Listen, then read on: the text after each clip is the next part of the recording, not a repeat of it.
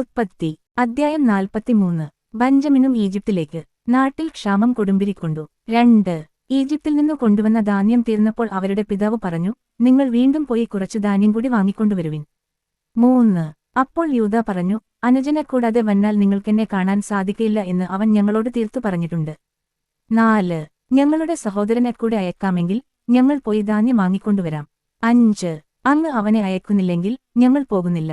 കാരണം അനുജനെ കൂടാതെ വന്നാൽ നിങ്ങൾക്ക് എന്നെ കാണാൻ സാധിക്കയില്ല എന്ന് അവൻ പറഞ്ഞിട്ടുണ്ട്. 6 ഇസ്രായേൽ ചോദിച്ചു, നിങ്ങൾക്ക് ഒരു സഹോദരൻ കൂടിയുണ്ടെന്ന് അവനോട് പറഞ്ഞ് എന്നെ ദ്രോഹിച്ചതെന്തിന്? 7 അവർ മറുപടി പറഞ്ഞു, അവൻ ഞങ്ങളെയും ബന്ധുക്കളെയും കുറിച്ച് വളരെ വിശദമായി അന്വേഷിച്ചു, നിങ്ങളുടെ പിതാവ് ജീവിച്ചിരിക്കുന്നു. നിങ്ങൾക്കു വേറെ സഹോദരനുണ്ടോ? അവന് ഞങ്ങൾ മറുപടി നൽകുകയും ചെയ്തു. എന്നാൽ സഹോദരനെയും കൂട്ടിക്കൊണ്ടുവരുവിൻ എന്ന് അവൻ പറയുമെന്ന് ഞങ്ങൾക്ക് ഊഹിക്കുവാൻ കഴിയുമായിരുന്നു. 8 അപ്പോൾ യൂദാ പിതാവായ ഇസ്രായേലിനോട് പറഞ്ഞു, നമ്മൾ അങ്ങും ഞങ്ങളും നമ്മുടെ കുഞ്ഞുങ്ങളും മരിക്കാതെ ജീവനോടെയിരിക്കണമെങ്കിൽ അവനെ എന്റെ കൂടെ അയക്കുക. ഞങ്ങൾ ഉടനെ പുറപ്പെടാം. 9 അവന്റെ ചുമതല ഞാൻ ഏറ്റുകൊള്ളാം. എന്റെ കയ്യിൽ നിന്ന് അങ്ങേക്ക് അവനെ ആവശ്യപ്പെടാം. അവനെ അങ്ങയുടെ മുൻപിൽ തിരികെ കൊണ്ടുവരുന്നില്ലെങ്കിൽ ആ കുറ്റം എന്നും എന്റെ മേലായിരിക്കട്ടെ. 10 നമ്മൾ ഇത്രയും താമസിക്കാതിരുന്നെങ്കിൽ ഇതിനകം 2ാം പ്രാവശ്യം പോയി തിരിച്ചുവരാമായിരുന്നു. 11 അപ്പോൾ അവരുടെ പിതാവായ ഇസ്രായേൽ പറഞ്ഞു, കൂടിയേതീരു എങ്കിൽ അപ്രകാരം ചെയ്യുക.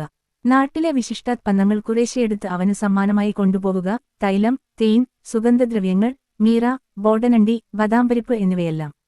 12 പണം ഇരട്ടി എടുത്തുകൊള്ളണം. നിങ്ങളുടെ ചാക്കുകളിൽ വെച്ചു തിരിച്ചയച്ച പണവും കൊണ്ടുപോവുക.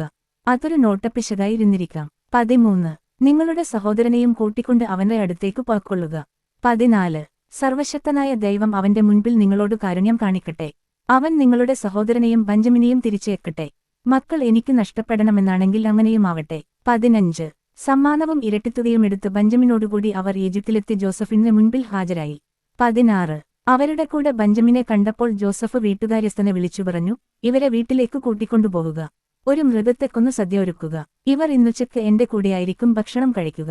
17 ജോസഫ് പറഞ്ഞതുപോലെ അവൻ അവരെ വീട്ടിലേക്ക് കൂട്ടിക്കൊണ്ടുപോയി. 18 വീട്ടിലെത്തിയപ്പോൾ അവർക്കു പേടിയായി.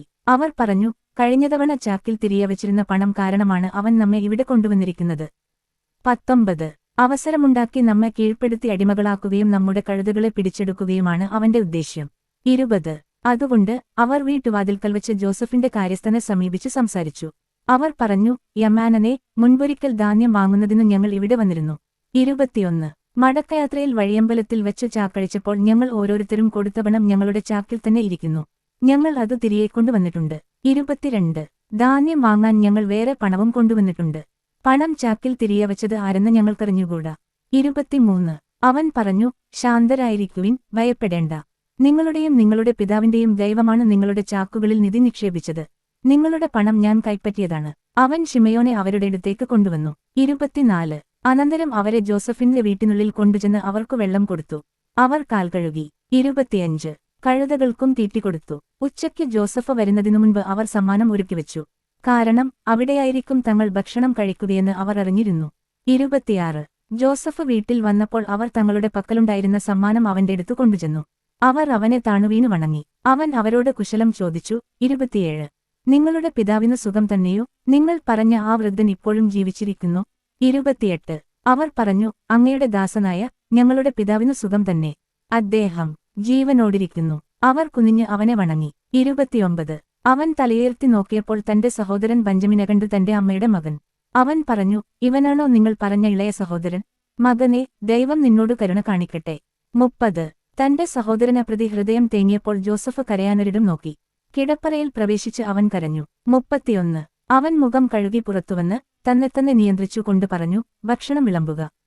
32 അവനും അവർക്കും അവൻ കൂടെയുള്ള ഈജിപ്തുകാർക്കും അവർ വേറെ വേറെയാണ് വിളമ്പിയത്. കാരണം ഈജിപ്തുകാർ യഹൂദരുടെ കൂടെ ഭക്ഷണം കഴിക്കാറില്ല, അത് ഈജിപ്തുകാർക്കു നിഷിദ്ധമായിരുന്നു. 33 മൂത്തവൻ മുതൽ ഇളയവൻ വരെ മൂപ്പനുസരിച്ച് അവർ അവന്റെ മുൻപിൽ ഇരുന്നു. അവർ അമ്പരന് അന്യോന്യം നോക്കി. 34 ജോസഫ് തന്റെ ആഹാരത്തിൽ നിന്ന് ഓരോ പങ്ക് അവർക്കു കൊടുത്തു. എന്നാൽ ബഞ്ചമിന്റെ പങ്ക് മറ്റുള്ളവരുടെ തിന്ന് 5 ഇരട്ടിയായിരുന്നു. അവർ കുടിച്ച് അവനോടൊപ്പം ഉല്ലസിച്ചു.